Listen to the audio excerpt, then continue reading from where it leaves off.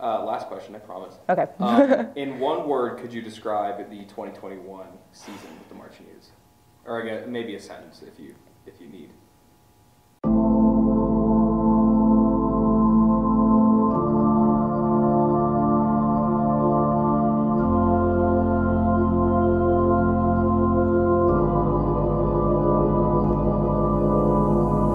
God is king, we the soldiers.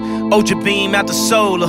When I get to heaven's gates. When I first ran onto the field in Rice-Eccles Stadium, I think it was a little bit of fear, but fear in a good way. I think being able to perform on such a large stage in front of so many people was really an exhilarating feeling. Performing at Rice-Eccles Stadium is unlike anything I've ever experienced. A completely overwhelming feeling. Like it washed over me, the excitement. You could feel the energy of the fans in the stadium and everybody else in the band, and especially, specifically for me, the drum line. And I had this feeling of I'm doing something so cool. Now it's going to be normal to go to Pac-12 championships and win them. It's going to be normal to play in games like the Rose Bowl and compete for the college football playoff. And I think that's the big takeaway for this program. It's how winning it. Hallelujah, hallelujah, hallelujah.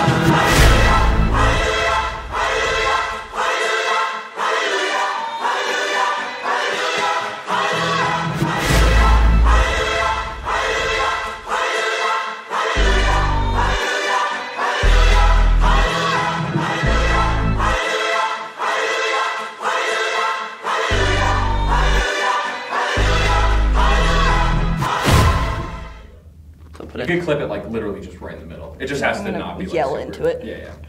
Hello? Yeah. Hi. Hello, Zachary Janice. I am your father. Can you please start out the video that way? Just hello, Zachary Janice. Hi, Zach. Can you hear me now? I can. Okay, cool. We're killing this.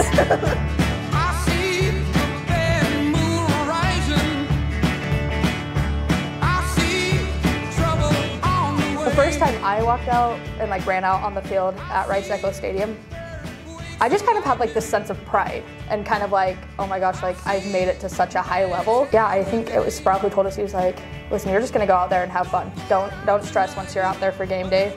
You stress during practices. Game day, you just go have fun. And so I was all right, I'm gonna have fun. And yeah, it was the best thing ever. What was it 30 minutes later, we got rained out, so we all had to sit in the tunnel. There was people on the field that kept having to get chased down by security. It was a great time. So the first person I ever met, walking into anything Marching Utes, was the first day I walked into an audition day, and I happened to run into Lauren when we were walking in for the first time together. We were both from California, out of state, didn't know where we were going, and we ran into each other in the hallway. Oh, are you here for drumline? Yeah, I'm here for drumline. Where do we go? So she was the first person I met, and here we are, 5 years later, about to graduate together. And our graduation is exactly 5 years from when we met on that first day. So very cute, I'm gonna cry. The very first person I met at band camp here at the U was Maddie Pullen, and she is a former Piccolo student leader. And the very first interaction I had with her is I was wearing a University of Texas visor, and she walked up to me and said, you need to take that off right now. The first person I really remember from my first band camp was Mia, and that's because I had symphonic band with her the last semester, and we were right across the room from each other, and I was trying so hard to remember at least one person's name, so I'd always be staring at this flute player until I remembered her name. And apparently she was doing the same thing to me. And she learned I lived so far away during band camp that she started offering me a ride home. And it became kind of therapy rides home of oh my gosh, we have to do this and this and this. Well, now we are best of friends. I love her with all my heart, and I wish we were in a relationship, but not like that. Our love is too pure for that.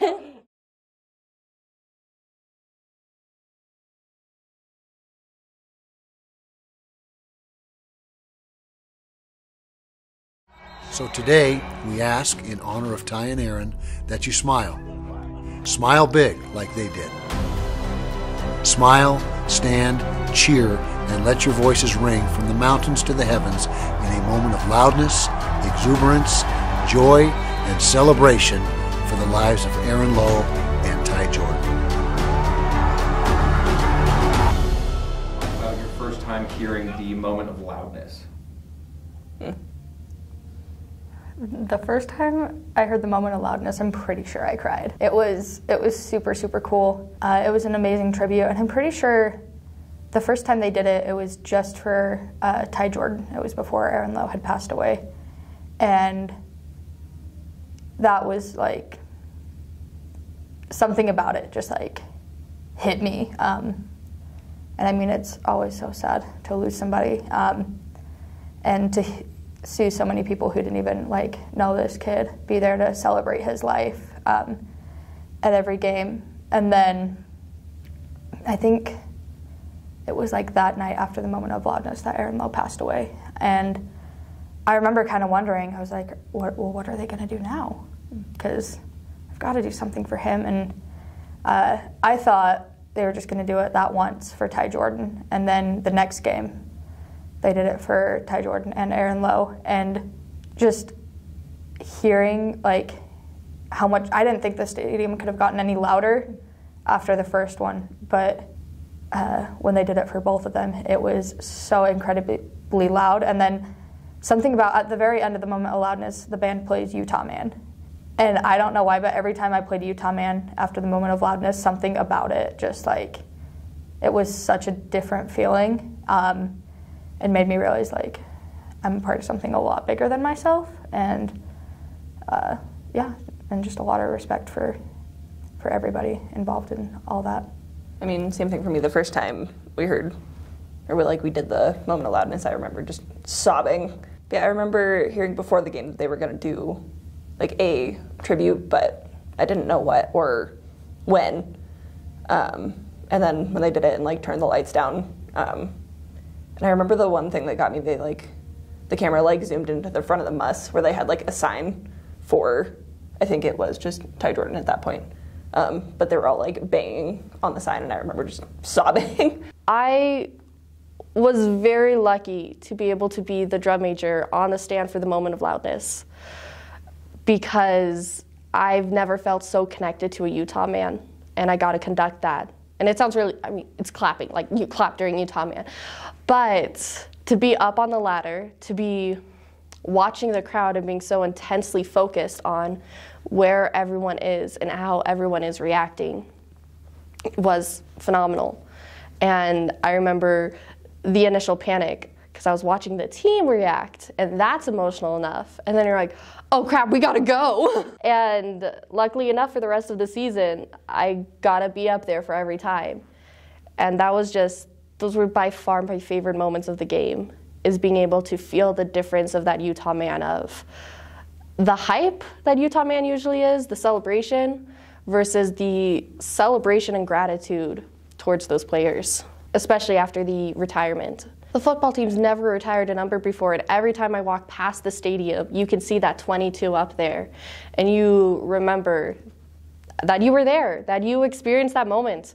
And not only that, but you got to be part of the literal celebration and gratitude that the entire stadium felt. So the first time I heard the moment of loudness, I think it was really emotional for everyone. And the first time I heard it, I definitely got emotional personally. And I think I started to tear up just because it was such a beautiful tribute to Aaron Lowe and Ty Jordan. And I think for everyone at the university, even if we didn't know them personally, I think the fact that they were representing our university on another level, and we saw them all the time, and I think it hit home for a lot of people.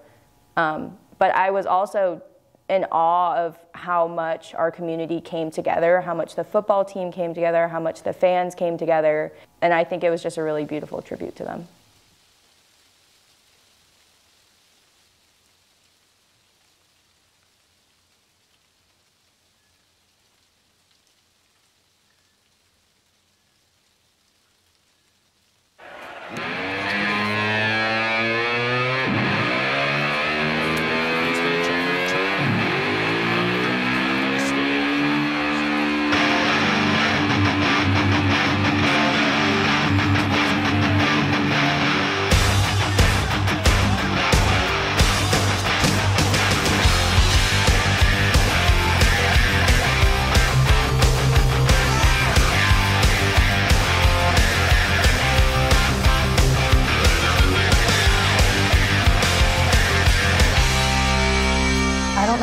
football either. But I always talk to my dad before I go to games. I'm like, okay, what are our chances? What do you think? Because he usually knows pretty well. He's like, well, you know, I think we might have a shot, but it's gonna be a tough game. And when that punt was returned, I was like, nah, we got this. Britton Covey saying, talk about that Oregon game. Talk about Britton Covey. Yeah, it was an earthquake. Like, I've never jumped so hard. I'm pretty sure Jules's instrument came apart, or someone like hit Jules or something, because it was like, oh, let's take care of Jules, but also we're jumping. We were feet away. I mean, you could see the sweat. You could see his reaction. And let's be honest, I don't think we'll ever trust the ground beneath our feet on that field again after that. One time, Britt, actually, it was after that game, we were leaving the Sky Lounge and he was walking towards Football Center and he stopped us because he saw us carrying instruments. And he stopped us to thank us. He'd be like, you guys are just so nice and that was so amazing. Thank you so much. We're like, no, thank you. I was right at the front of the sideline when it happened, so I saw it happen right in front of my eyes. And initially watching it, I was watching down the field and I'm like, oh, I think he stepped out of bounds, but I didn't hear a whistle, I didn't see a flag, and I think the moment it hit me that, oh my God, he just scored a touchdown. I think it was just everyone in the band went crazy, and it was just everyone was jumping, and like it was the loudest I had probably ever heard Rice Eccles. It was just like pure elation, and being able to experience that like right in front of your eyes was crazy. The stadium was just, especially being next to the Muss, just so electric because he was right next to the band and the Muss. Everybody was freaking out. I think I lost my voice very quickly that game. And then, yeah, the entire game was just amazing. And I remember sitting there and everybody was talking about going to Vegas. And I was like, oh, wait, like this is so cool.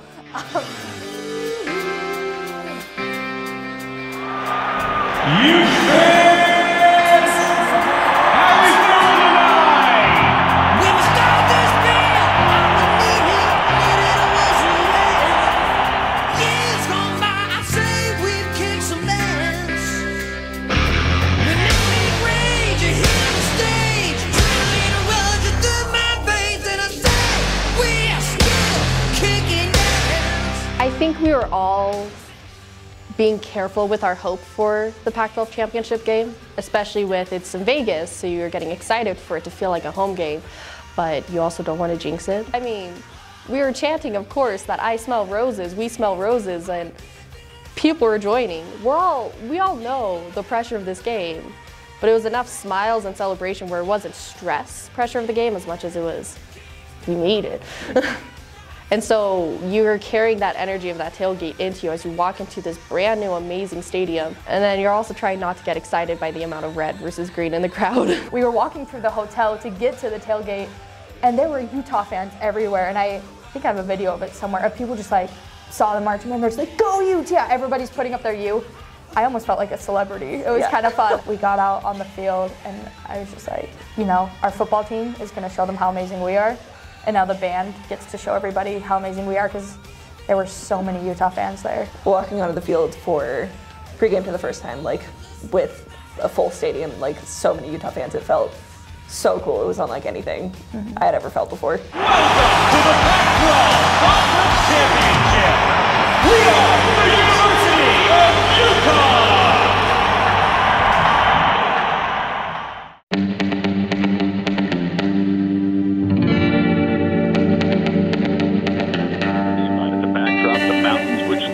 You get that golden haze, and it looks like an oil painting that's out behind the stadium, but it's very real, and the Rose Bowl tends to elevate anything that happens on that field. So an average game can become a good game, and a great game like that can become an epic part of the history of the sport.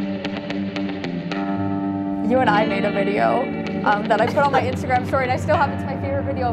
But I was like, hey Natalie, do you smell that?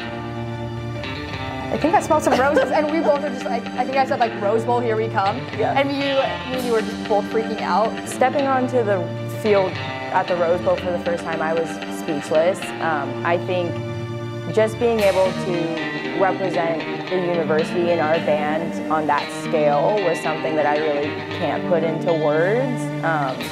not only was I doing something I love and playing music and marching, but doing it on a stage as large as the Rose Bowl was incredible and something I don't think I can ever replicate, even if I tried.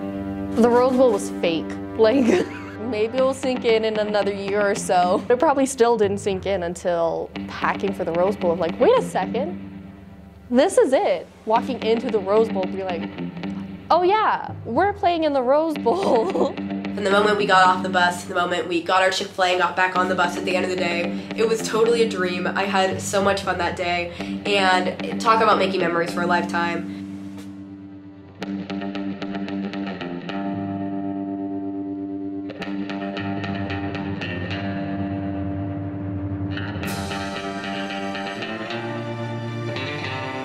To win the Rose Bowl.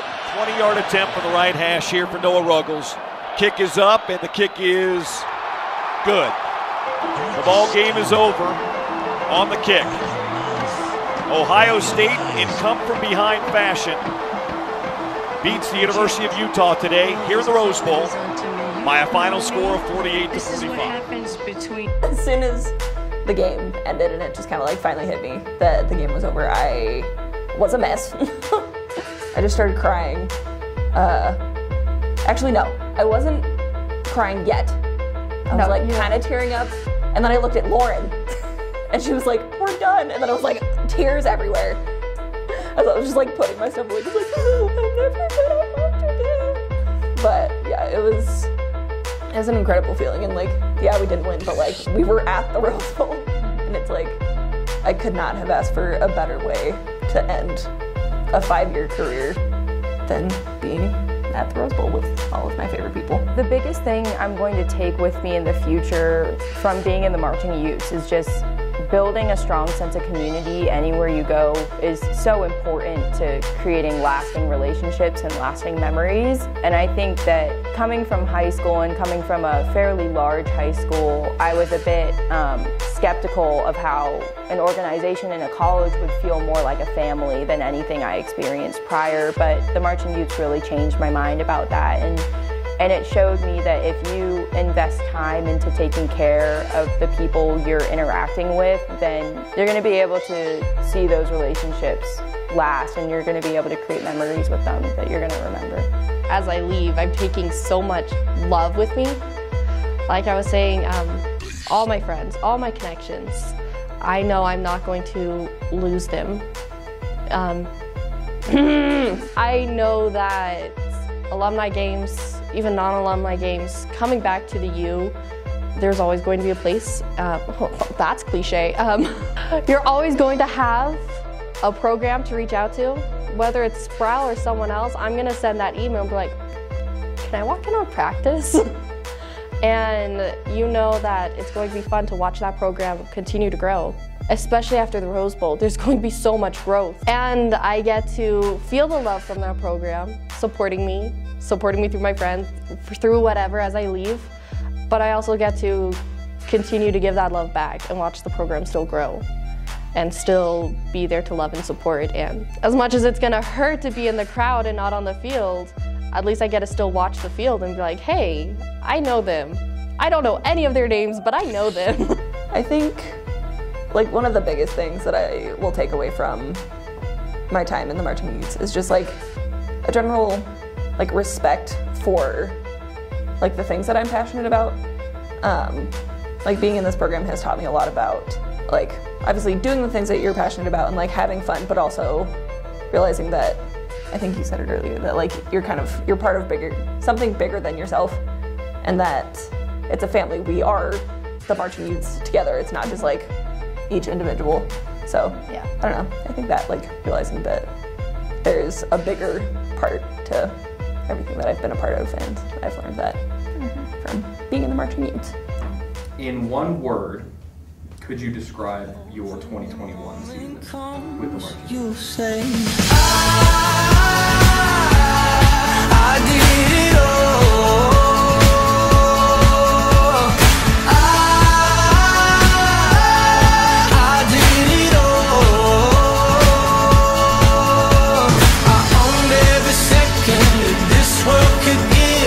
So many places